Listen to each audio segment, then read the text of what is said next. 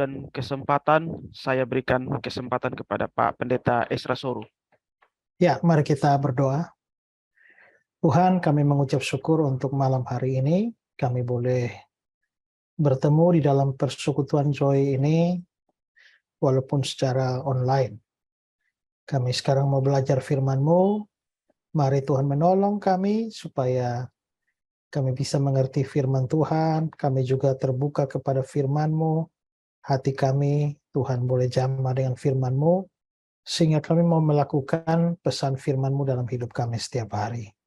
Tuhan tolong semua peralatan yang kami pakai, terutama jaringan internet, supaya bisa berfungsi dengan baik dan pemberitaan firman Tuhan bisa berjalan dengan lancar. Terima kasih Tuhan. Kami sadar kami orang berdosa. Tuhan kiranya mengampuni kami supaya dosa-dosa kami tidak menjadi penghalang kami mendapatkan berkat firman Tuhan pada malam hari ini. Tolong hamba-Mu dalam menyampaikan supaya kebenaran firman-Mu lah yang disampaikan dan Tuhan menjauhkan dari pemahaman yang salah atau bahkan yang sesat. Terima kasih Tuhan. Kami siap belajar firman-Mu. Mari Tuhan berbicara buat kami. Dalam nama Tuhan Yesus kami berdoa. Amin.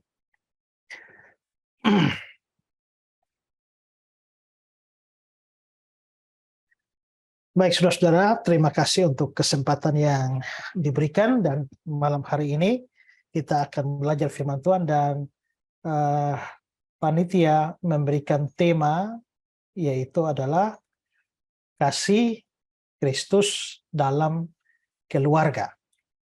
Kasih Kristus di dalam keluarga.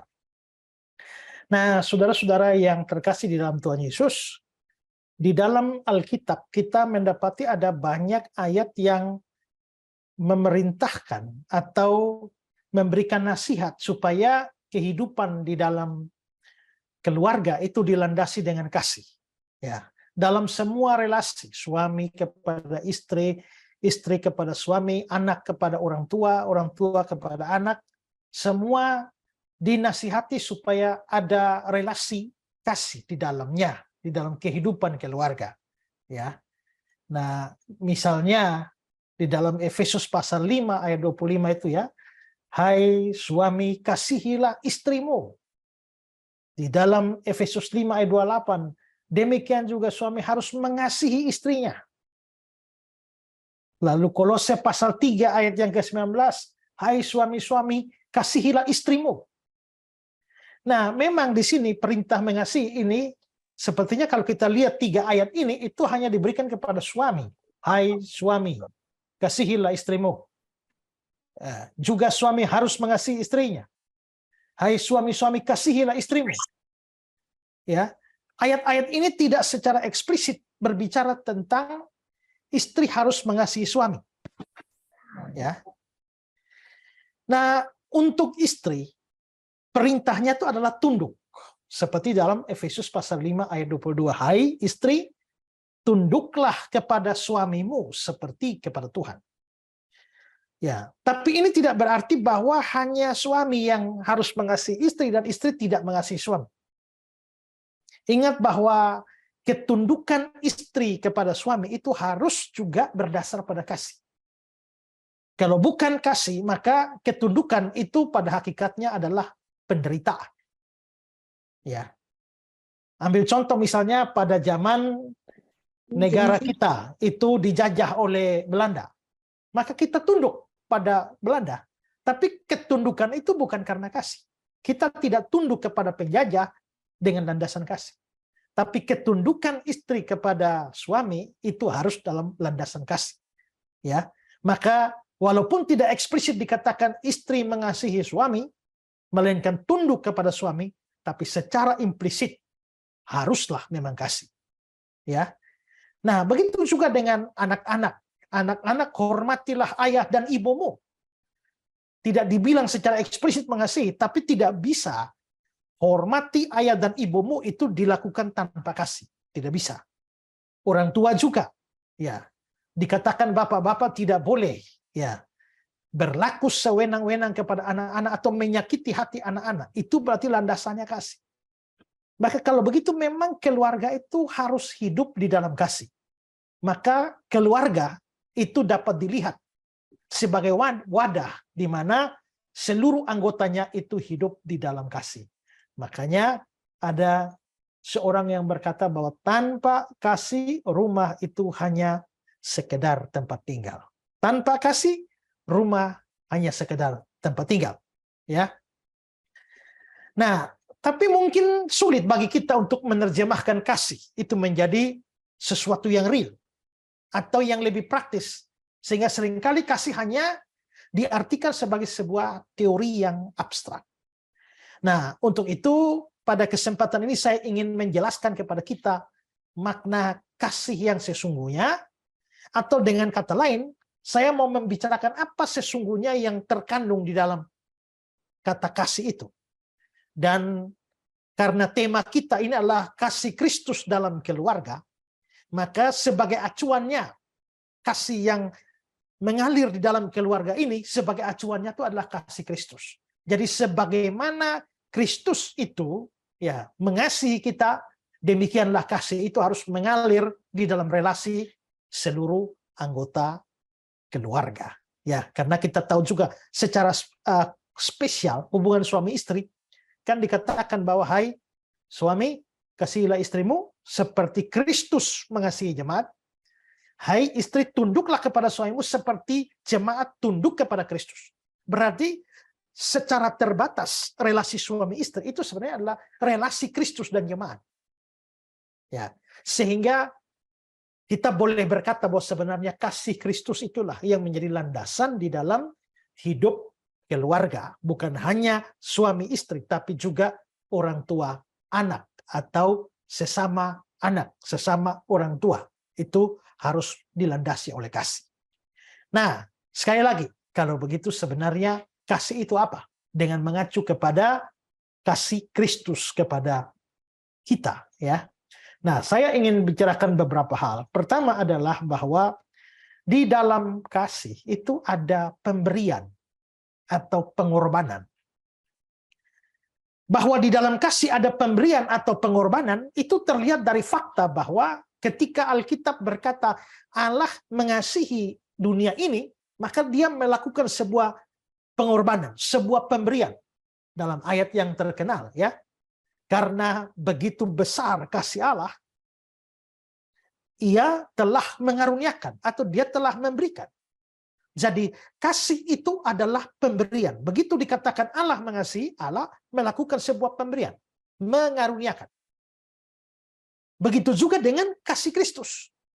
Kita juga diberitahu bahwa Kristus itu mengasihi kita. Ya, dia mengasihi jemaat. Maka dia menyerahkan dirinya bagi jemaat. Ya. Di Efesus 5:25, Kristus telah mengasihi jemaatnya. Kalau Kristus mengasihi jemaat, apa yang dia lakukan? Dia telah menyerahkan dirinya baginya. Jadi kasih itu adalah sebuah pemberian. Diwujudkan lewat sebuah pemberian, sebuah pengorbanan. Ya. Ingatlah bahwa kita tidak dapat memberikan sesuatu, kita dapat saja memberi sesuatu tanpa kasih. Tapi kita tidak bisa mengasihi tanpa memberi. Kita bisa mengasihi tanpa memberi. Kita bisa memberi tanpa mengasihi. Misalnya kalau saudara ditilang oleh polisi, lalu polisinya minta duit. Ya, saudara memang kasih polisi itu duit. Tapi apakah saudara kasih polisi itu duit itu karena saudara mengasihi polisinya? Tidak. Ya, maka orang bisa mengasihi tanpa, orang bisa memberi tanpa mengasihi. Tapi orang tidak bisa mengasihi tanpa memberi. Karena kalau kita mau melihat kasih Kristus di dalam keluarga, sedangkan Kristus menunjukkan kasihnya dengan cara memberi, yaitu memberi dirinya. Seperti Bapa juga memberi anaknya yang tunggal. Maka di dalam keluarga, kalau kita hidup di dalam kasih, maka itu harus ada actionnya, dan actionnya salah satunya itu adalah memberi atau berkorban. Ya, S. Belen itu di dalam 1 Yohanes 3 ayat 16, ya, demikianlah kita ketahui kasih Kristus, yaitu dia menyerahkan nyawanya. Jadi kasih Kristus membuat dia menyerahkan. Lagi-lagi kasih itu adalah memberi. Ya, S. Belen mengatakan kata-kata begini, omong kosong jika Anda bilang Anda mencintai seseorang, tapi Anda tak mau berkorban baginya. Tiada cinta tanpa jalan penderitaan, karena melalui jalan penderitaan, orang menemukan cinta yang tercerahkan. Itu kata Belen. Ya. Karena itu, jika dikatakan bahwa setiap anggota keluarga itu harus hidup di dalam kasih, artinya adalah di dalam setiap relasi anggota-anggota keluarga, itu harus ada sikap saling memberi atau saling berkorban. Dan dalam hal ini, memberi dan berkorban, semangat yang melandasinya adalah menjadikan pihak lain itu sebagai yang utama. Dan berjuang mencari kebaikan bagi yang lain itu. Seperti yang dinyatakan dalam Filipi pasal 2. Berarti masing-masing anggota keluarga harus berjuang, ya, untuk memberikan yang terbaik bagi orang-orang lain di dalam keluarga yang dikasihinya. Jadi suami mengasihi istri harus berusaha memberikan yang baik. Istri mengasihi suami memberikan yang terbaik. Anak-anak, orang tua, begitu juga dengan semua keluarga yang lain. Ya, saya teringat satu cerita dari William Barclay. Dia menceritakan tentang ada sepasang suami istri, namanya Jean dan Della. Jean itu suami, Della itu adalah istrinya. Dan karena suatu tugas mereka harus terpisah, tinggal terpisah. Lalu tibalah hari menjelang hari Natal. Maka sementara mereka masih belum bersama-sama, Jean sudah berpikir apa yang harus dia berikan kepada Della, sang istri. Ternyata Della juga berpikir apa yang harus dia buat untuk Jean, suaminya. Nah, lalu Jean teringat bahwa, wah, istri saya itu mempunyai rambut yang panjang, yang indah.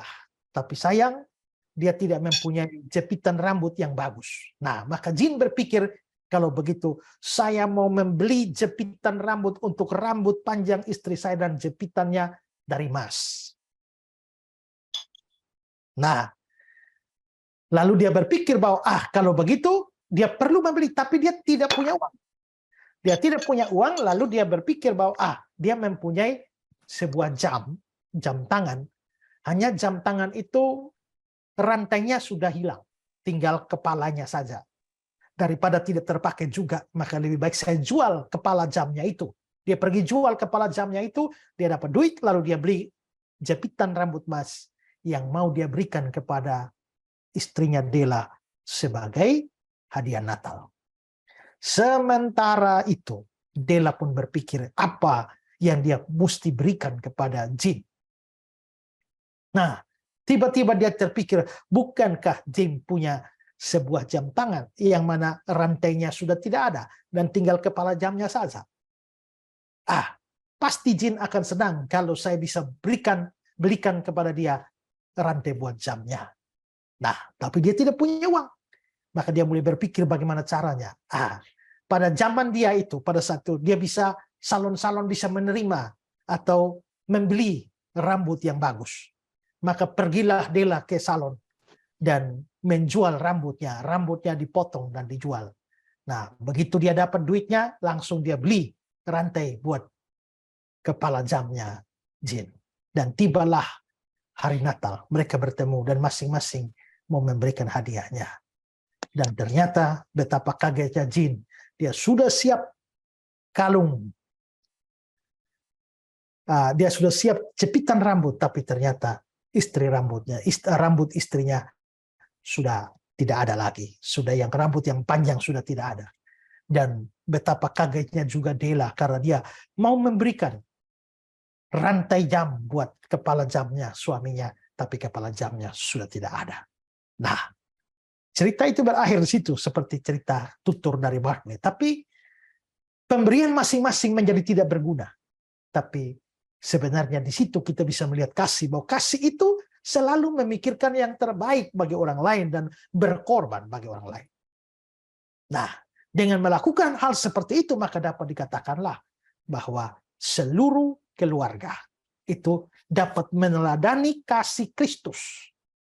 Kasih Kristus bisa dinyatakan di dalam keluarga ketika di dalam anggota keluarga semuanya mau berkorban dan mencari yang terbaik atau bekerja demi kebaikan yang lain.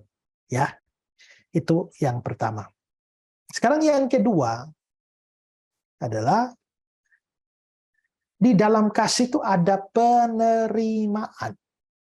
Ya, di dalam kasih ada penerimaan selain pengorbanan. Yang saya maksudkan dengan penerimaan di sini adalah menerima pihak lain yang dikasihi itu. Dan itulah yang dilakukan oleh Kristus. Kasih Kristus itu adalah kasih yang bersifat menerima. Menerima siapa? Menerima kita, orang berdosa. Di dalam Roma pasal yang ke-5 ayat 8 dikatakan, akan tetapi Allah menunjukkan kasih-Nya kepada kita oleh karena Kristus telah mati untuk kita ketika kita masih berdosa. Jadi karena kasih-Nya Allah mau menerima kita sekalipun kita adalah orang berdosa. Ini Allah Bapa. Kita juga bisa melihat sikap yang sama, kasih yang sama itu di dalam diri Kristus. Di dalam Lukas pasal 15 ayat 2, dia menerima orang-orang berdosa dan makan bersama-sama dengan mereka. Jadi ada penerimaan. Tadi kita bisa melihat kasih Allah Bapa itu memberi. Kasih Kristus juga memberi. Maka kalau kasih itu tinggal dalam keluarga, keluarga itu mau memberi satu sama lain. Tapi sekarang kita melihat kasih Allah itu menerima orang berdosa. Dan Kristus juga menerima orang-orang berdosa. Ini kasih. Tentu saja ini tidak berarti bahwa ketika Allah dan Kristus menerima orang berdosa berarti kita tetap hidup dalam dosa. Tidak. Tekanannya di sini adalah bahwa kondisi kita yang buruk itu tidak menyebabkan Allah atau Tuhan Yesus membuang kita. Tidak. Karena itulah dapat kita katakan bahwa di dalam kasih sebetulnya ada penerimaan seorang terhadap yang lain. Makanya Paulus dalam semangat kasih, dia mengatakan kepada jemaat di Roma, sebab itu terimalah satu akan yang lain, seperti Kristus juga telah menerima kita. Terima seperti Kristus menerima kita. Jadi kalau dikatakan bahwa keluarga itu harus hidup di dalam kasih Kristus, maka harus ada penerimaan di dalam keluarga seorang terhadap yang lain. Ya. Nah, mungkin saja kalau kita bisa lihat relasi di dalam keluarga di mana ada orang tua, anak, ya, suami istri, mungkin antara orang tua dan anak itu tidak ada kesulitan di dalam penerimaan. Mungkin tidak ada kesulitan yang berarti. Karena orang tua bisa menerima anak. Anak bisa terima orang tua. Tetapi di dalam kasus-kasus tertentu itu tidak mudah. Ya, ada seorang teman, dia lahir sebagai anak yang tidak terlalu normal. Ya. Dan dia selalu curhat bahwa dalam banyak kasus, kalau mamanya sudah emosi, mamanya selalu mulai ngomong dia bahwa menyesal melahirkan lu. Coba dulu tidak melahirkan lu saja. Lahirkan lu ini bikin mama tambah susah. Dan itu membuat dia merasa tidak diterima oleh orang tuanya. Jadi kebanyakan kita bisa lihat orang tua bisa terima anak, tapi dalam kasus tertentu tidak. Sebaliknya juga, kebanyakan anak memang tidak ada problem di dalam menerima orang tuanya. Tapi dalam kasus-kasus tertentu, ada anak-anak yang tidak rela menerima orang tuanya. Kenapa dia harus lahir dari orang tua miskin seperti ini? Ya, kenapa dia harus datang dari keluarga yang melarat seperti ini? Tidak seperti orang lain. Jadi ada kasus-kasus di mana antara anak dan orang tua itu bisa tidak saling menerima. Tapi mungkin yang paling banyak, bagaimanapun juga, ada hubungan darah kan?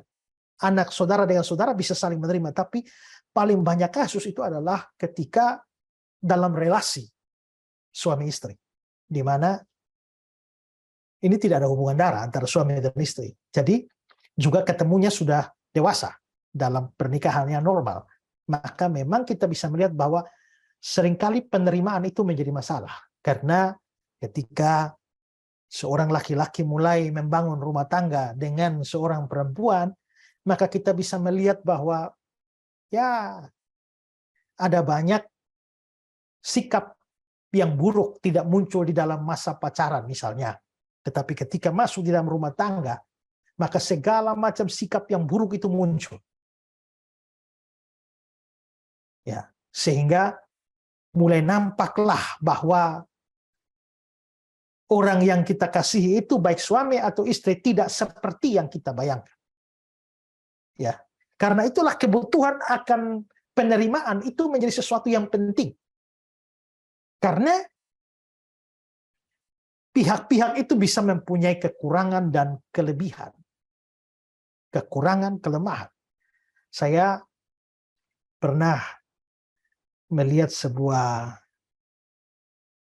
tulisan atau gambar ya. Gambar ini mau menggambarkan suami yang baik itu seperti apa. Nah, lalu tulisan itu mengatakan suami yang baik itu bagaimana ya? Suami yang baik itu tidak suka marah. Suami yang baik itu tidak kasar. Suami yang baik itu tidak pelit. Suami yang baik itu tidak dendam.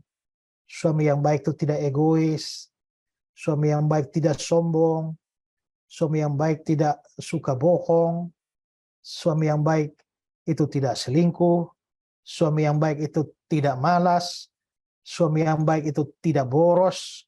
Suami yang baik itu tidak merokok. Suami yang baik itu tidak suka minum. Dan suami yang model seperti ini tidak ada. Ya, tidak ada. Mungkin dia tidak pelit, tidak kasar, tapi dia peminum. Dia mungkin bukan peminum, bukan perokok, tapi orang yang sombong. Dia mungkin tidak sombong, tapi dia suka marah. Ya, jadi mencari yang sempurna seperti ini tidak ada.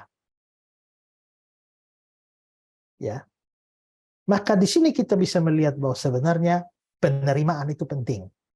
Saya kira ada banyak keluarga yang akhirnya menjadi bercerai setelah beberapa tahun mereka menikah. Ya, mungkin salah satu problemnya adalah tidak bisa melakukan penerimaan. Ya, yang sudah menikah mungkin memikirkan ini, yang baru akan menikah tahun ini maupun tahun depan, nah itu menjadi pertimbangan kita. Ya, ada yang bilang begini, George Livingston, yang diperhitungkan dalam membangun pernikahan yang bahagia adalah bukan seberapa cocoknya engkau dengan dalam berpasangan, namun bagaimana engkau berurusan dengan ketidakcocokan antara kau dan dia. Ya. Nah, jikalau karakter-karakter ini yang bertentangan itu dosa, maka berjuanglah untuk mengubahnya. Tapi jikalau itu bukan dosa dan tidak bisa diubah, dibutuhkan sikap dewasa untuk belajar menerima apa adanya. Nah, itu kasih. Jadi sebenarnya kalau kita bicara kasih Kristus di tengah-tengah keluarga, maka kasih itu harus melibatkan penerimaan. Kalau kita bisa menerima satu sama lain dengan kelemahan dan kekurangan masing-masing, maka mewujudkan kehidupan keluarga berdasarkan kasih Kristus itu menjadi sesuatu yang tidak mustahil. Ya. Yang ketiga adalah di dalam kasih ada pengampunan. Ya. Kembali mengaca kepada apa yang dilakukan oleh Allah Bapa dan juga Kristus. Bukankah karena kasih maka Allah mau mengampuni dosa-dosa kita? Dan begitu juga Kristus. Ya. Dalam Efesus pasal 1 ayat yang ke-7, sebab di dalam Dia kita beroleh pengampunan dosa. Di dalam Dia kita beroleh pengampunan dosa.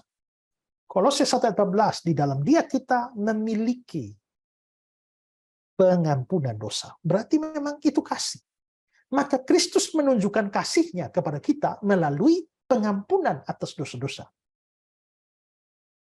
Karena itulah maka kehidupan dalam kasih Kristus itu harus melibatkan di dalamnya pengampunan. Paulus memberikan nasihat agar orang percaya itu harus hidup saling mengampuni. Nah, kita kalau lihat ini, ayat ini, Efesus 4 ayat 32, hendaklah kamu ramah seorang terhadap yang lain, penuh kasih mesra dan saling mengampuni. Itu berarti kasih yang mesra itu melibatkan di dalamnya adalah pengampunan. Jadi ada hubungan antara kasih dan pengampunan. Makanya dalam Kolose pasal yang ketiga, ampunilah seorang akan yang lain. Lalu ayat 14-nya, kenakanlah kasih. Jadi kasih dan pengampunan itu ada hubungan. Seorang yang mempunyai kasih pasti akan bersedia mengampuni orang-orang yang bersalah kepadanya. Sedangkan seorang yang menyimpan amarah dan kebencian dan dendam, tidak mengampuni, pastilah tidak mempunyai kasih di dalam hatinya. Nah, kalau kita katakan bahwa anggota-anggota keluarga itu hidup di dalam kasih, ya berarti harus ada sikap saling mengampuni satu terhadap yang lain. Tidak ada keluarga yang tanpa konflik. Ya.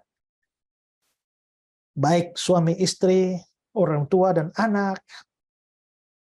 Saya baru saja dimintai tolong.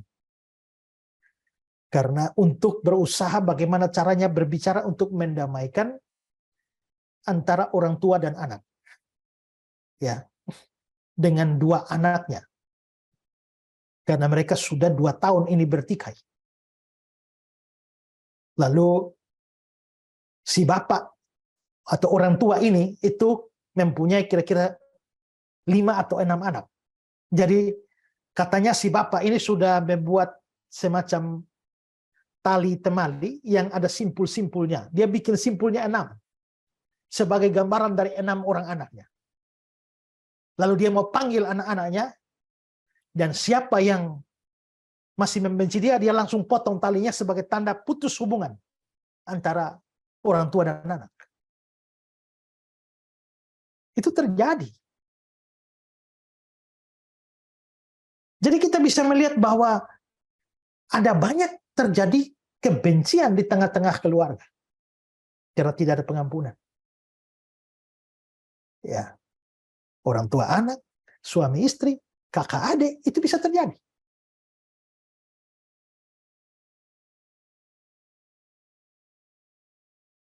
Saya tahun 90-an, 93 atau 94, ya, sebelum saya berangkat kuliah ke Malang, saya berangkat ke sana. Pada waktu itu satu peristiwa terjadi sebelumnya adalah antara om saya 2 orang. Itu memberikan pernyataan resmi bermaterai bahwa mereka putus hubungan keluarga. Ya.